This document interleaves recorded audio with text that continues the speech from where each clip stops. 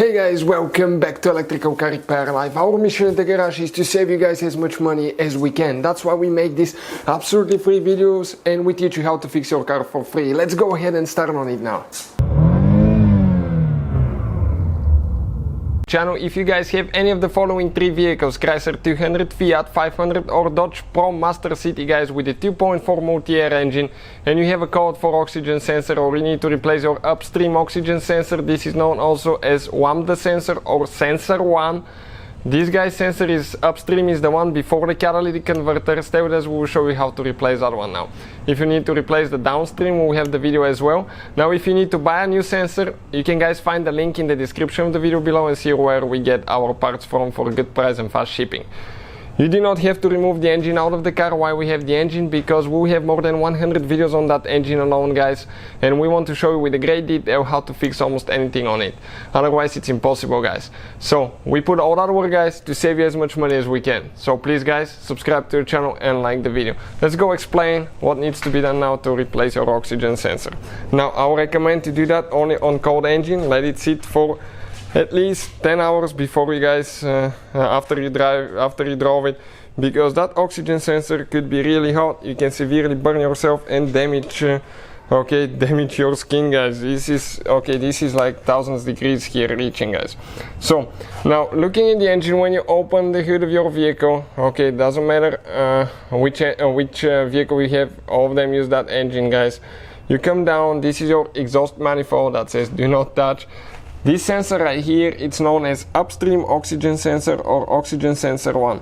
The one right here is known as downstream oxygen sensor or sensor 2 guys. This is the one after the catalytic converter. This one pretty much detects if the catalytic converter is doing its job and it's cleaning the air. The one before the catalytic converter is the one that tells the engine if it needs more air, more fuel, so it can adjust all that. Now how you guys remove those things? Let me show you how to remove and replace the upstream oxygen sensor now.